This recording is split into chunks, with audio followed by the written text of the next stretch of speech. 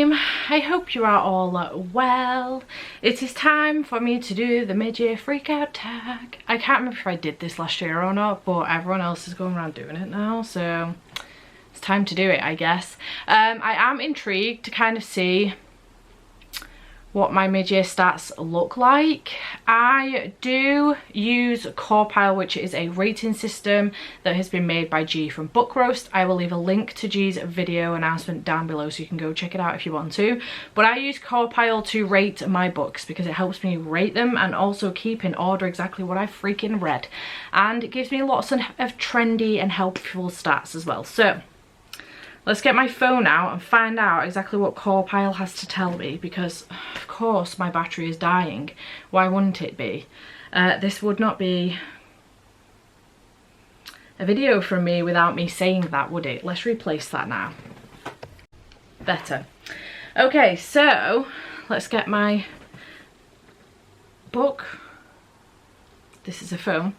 And find out what Corpile has to tell me. So in general, let's just give you some little stats for the mid-year, and then I will go through the actual tag part of this video, because I think the stats are really, like, you know, cool. So I have read a total of 66 books this year, which isn't too bad. Those stats are alright, you know. That's not too bad. I have read a total of 19,635 pages and also listened to a total of 314 hours of audiobook. Nice. The most genre I have read from is fantasy, which is surprising considering I'm in a fantasy slump. I think this is probably middle grade fantasy and or graphic novels, because I haven't been reading ridiculously chunky adult fantasy, so that must have come from middle grade and graphic novels. But the next one is romance, which makes total freaking sense, because yes, that's what I've been reading the most of for damn sure. I have given out 18 5 stars so far. I have given out 43 4 stars, and I have given out 5 3 stars. I tend to DNF. I am a DNFer, so I very rarely rate anything under 3 stars. So there is that, just to note. And my most read age range is adult at 45%, with YA at 23% and middle grade at 26%. So that's interesting, with children's very small proportion at almost 3%. And considering I do host the Final Book support group, I suppose we should do some stats on my series. So I have started 25 series so far this year. We're only halfway through the year. Good job, Barry. I've read 10 sequels, which isn't too bad, and I have finished 9 series, which is kind of impressive. I don't know how many I finished in total last year, but 9 is pretty good. I would like to have the started to finished ratio like equal if I could, or a bit closer, you know, than 25 to 9. That's a bit shite. But I would like to work on that. It's something I would like to work on for the rest of the year. So that's a goal for the rest of the year, that's for damn sure. So let's go through some of the questions now, because that was some of the stats, and I don't know how many of you are bothered about any of that, but I've told you now, so you're welcome. So the first question is the best book of 2022 so far, and my best book of 2022 so far that I have read is Book Lovers by Emily Henry. I absolutely loved this book. I devoured it very, very quickly, which I always seem to do with Emily Henry's books. I loved You and Me on Vacation, or People with Me on Vacation, depending on where you are in the world, and I loved Beach Read as well. So I've given all of these books 5 stars so far. I do want to go back and try A Million Junes, Magpie, but I loved this. So we follow Nora, who is a literary agent, and when her little sister Libby begs her to go on a sister's trip away, they end up going to Sunshine Falls, North Carolina, which is a very small town, for the month of August. She ends up running into an old acquaintance there called Charlie, who she's had an issue with before, and he is also a literary agent, and they end up enemies to lovers. It's very, very good. What I loved about this was that the book didn't solely focus on Nora and Charlie's relationship. It also focused on Nora and Libby's relationship as well, which I absolutely adored. And there was a lot going on in this, and I really, really enjoyed it. I loved the small town vibes. I loved everything about it. It was so, so good. So I would recommend this one. 5 stars. It is my best book of 2022 so far.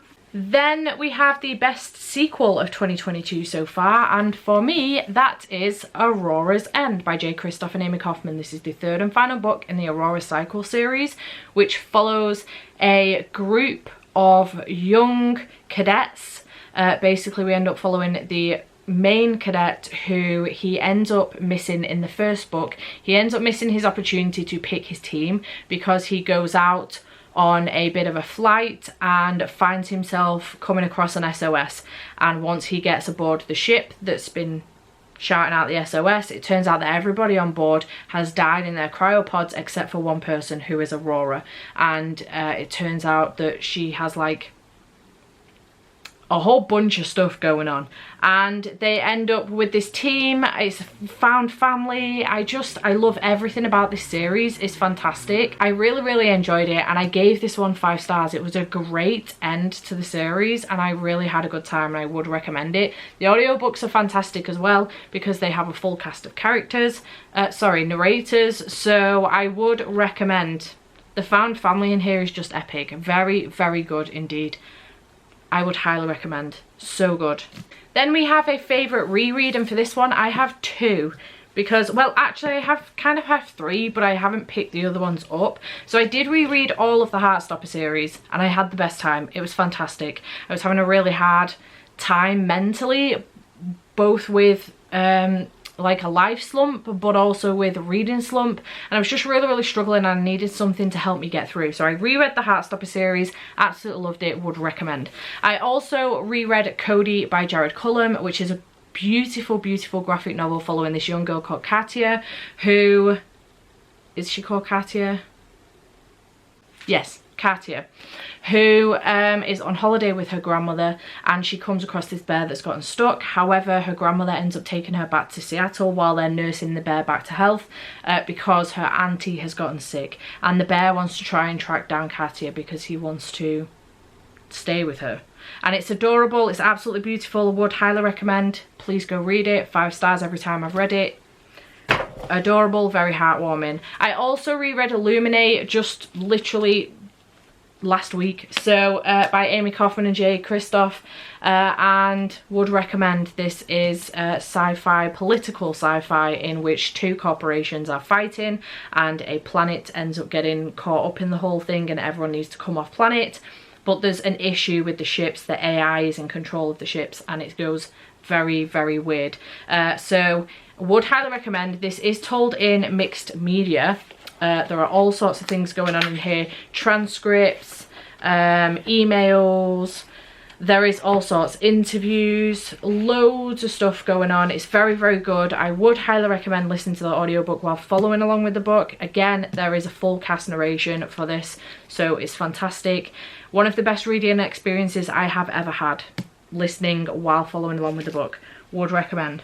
A genre I've been reading and loving the most. I know my stats just said that it was fantasy, but I have just told you that in general that is like graphic novels. So I am reading fantasy and I am reading and enjoying the fantasy that I'm reading and enjoying, but it's middle grade and graphic novels, whereas as opposed to it being like full-length adult novels. So I actually feel like the romance genre is the one that I'm reading the most and enjoying the most at the moment. I'm definitely enjoying it more than the fantasy that I have been picking up. So romance, 100%. I even made up a literature book club, which is a smutty book club. If you want more information, I'll link it down below. Go check it out. It's awesome. Okay, a new release I haven't read yet, but I wanna.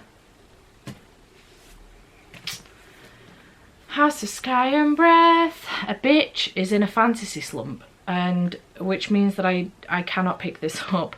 I started it, I got about 200 pages in, maybe. I have another copy, I don't know where it is. I got about 200 pages in and I have not continued. I need to start it again at some point when I'm feeling better, but not now. This is the second in the Crescent City series, the first one being House of Earth and Blood, which I gave 5 stars last year.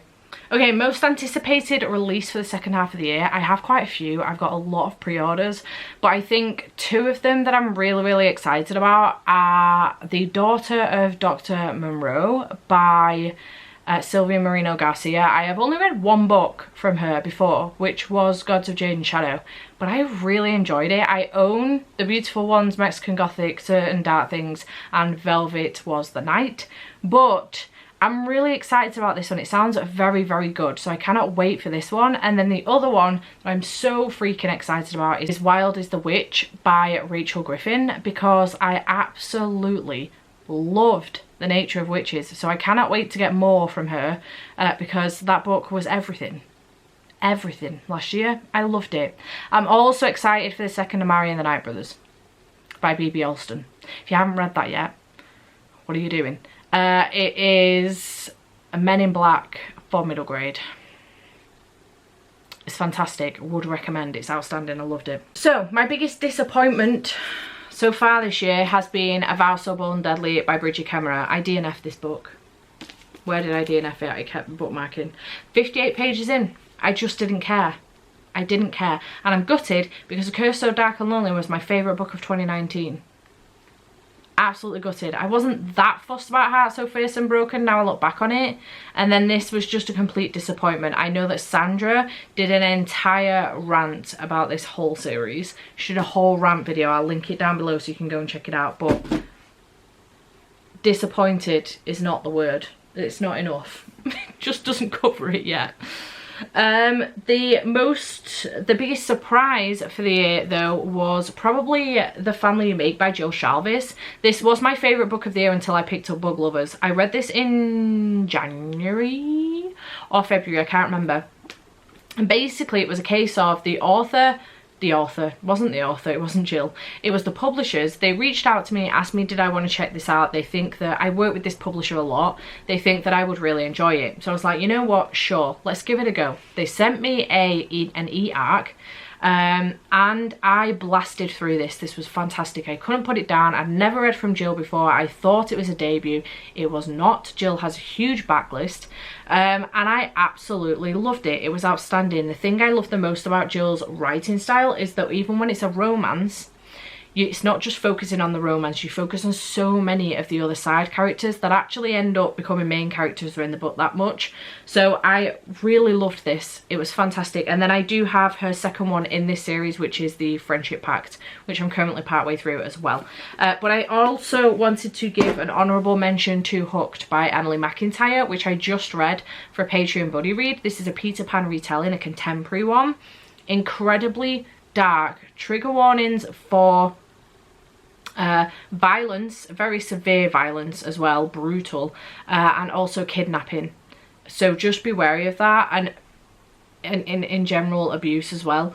So just be wary of that, but I freaking loved this. It was outstanding. I could not put it down. I stayed up until 4 o'clock in the morning reading it, and then I immediately bought the next one, which is Scarred, which I believe is a Lion King retelling. So honourable mention to Hooked there. Then we have favourite new author, probably Jill Shalvis, because I had no idea she was even an author, but that her books were this good. So I'm intrigued to read more of her backlist for sure. Newest favourite character, you know, I don't know. I've read quite a few books, so I'm not sure. I fell in love again with Nick and Charlie, especially Nick, while rereading Heartstopper and also watching the TV series, 100%. Completely fell in love with them both, and also Tori Spring as well, Charlie's sister. I adored her. But you know what, also Wendy in Hooked, because albeit she's very naive and a little bit too naive and a little bit dense, her character arc in this is very good. She's a very strong-willed character, and I love the sass about her and stuff, so I do love that about her. So I am enjoying her. I did enjoy her character as well, so there's that too. But otherwise, I'm not sure. I don't know, that was a hard one. A book that made me cry. I do have a bunch that I could have probably picked for this one, but the two that I'm going to mention are All Your Perfects by Colleen Hoover. This is a book about a married couple who are struggling with infertility. It is very, very emotional, and it will hit some of you very hard, I think, so just be careful of that. Content warnings for infertility in here, but it is a fantastic book and I absolutely loved it. And then the second one is Julia and the Shark by Kieran Millwood Hargreave. This is a middle grade and it's absolutely beautiful. It's told in such a way that it's got like illustrations and stuff, and every now and then you will get like a blob of yellow, like just drops of yellow, and there's just little things in here as well. It's just such a beautiful book. I absolutely loved it, and it's following this young girl and her parents. Her parents are struggling a little bit with their marriage, but there is severe depression in this book, so be wary of that going in as well. But I absolutely love this. It was outstanding, and I cannot wait for the next one in this series, which is coming out later on this year. I can't remember the title of it, but it's something to do with a blue fox. I'll show a picture of it here. But I would recommend both of these. I gave them both 5 stars. They had me sobbing, absolutely sobbing. Would recommend. Then a book that made me happy. I actually think this might have made me cry at some point as well, but I can't fully remember. But A Psalm for the Wild Bill by Becky Chambers. Now, I previously DNF'd A Long Way to a Small Angry Planet by Becky Chambers. I was so fucking bored, about 250 pages in. Might have been even further than that, might have been 300. I was really, really bored. It's very, very character driven with barely any plot. Like, barely any. Very, very tiny, minute, very barely there plot, whereas I like to have some plot in my stories. I'm mostly a plot driven person, but I do love my character driven books as well, so long as there's some plot. But this book, I read it for Does Maddie Know My Reading Tastes? Boy, was she correct. Well, she was hoping that I would love this one. She wasn't sure how I was going to feel about it, but she was hoping I was going to love it. This is following a monk and a robot. Also, 2 of my favourite characters of the year, actually. I don't know how I forgot that. But this is following a monk and a robot, and it was so fucking good. I would highly recommend it. The second one comes out in August, and it was so, so nice. So, I had the best time. It's tiny. I would recommend. It was good. Most beautiful book I've bought so far this year. I get a lot of the subscription boxes. So I get the Illumicrate Afterlight box, which is the adult romance box. And I also get Fairy Loot's adult and YA box. So, and I have been getting Illumicrate's YA box as well. So I do get a lot of those. But I didn't count those because although I did buy the boxes, which means I therefore bought the books, I was trying to think of like books that I actually went out and bought or like bought online, you know?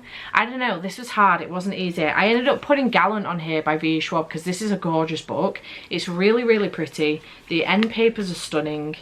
The book underneath is gorgeous. This is the Waterstones edition. I ended up getting it off of eBay secondhand because I didn't buy it initially from Waterstones. Sprayed edges are stunning. I do have the Illumicrate edition as well, but I prefer the Waterstones one. Just to say. But I've put this one on here because it's really, really pretty. I haven't read it yet, but it's really pretty. What book do you need to read by the end of the year? I would really love to have finished the Greenbone saga by the end of the year. This is the first in the series, Jade City, which I have read, and I think I gave it 5 stars. But I would like to read Jade War and Jade Legacy by the end of the year. However, obviously, my reading slump, my fantasy slump, is making that a bit of an issue. But I still have that aim for the end of the year. So we'll see if that happens. Again, another beautiful book, but I can't remember if I got it this year or the end of last year. I don't know. So next we have favourite video you've done or posted this year. I always love my TBR videos, even since I don't do Bookopoly anymore.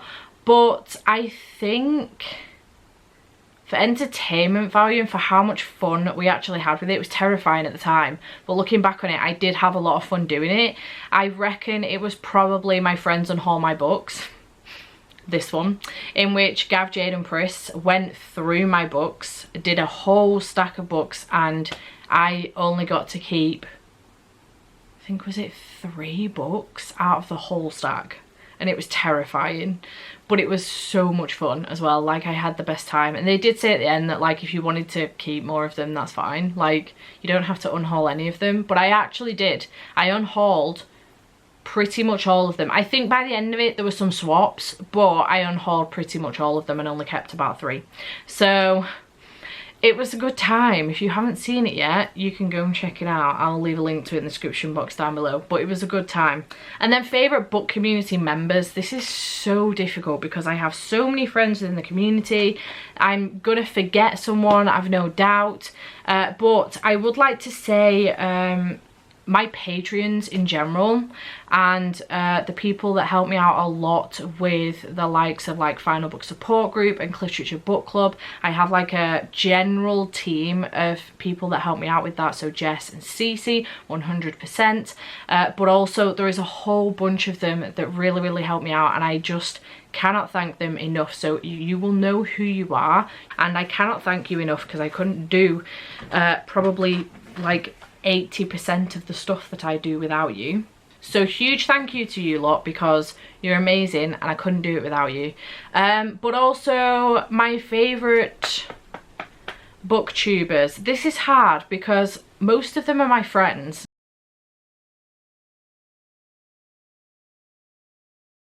But just in general, I love the book community. I love watching booktube. I love chatting with people about books. So if I've spoken to you in the past or in the present or in the current or whatever, you know, and I just know that I adore you and you are amazing.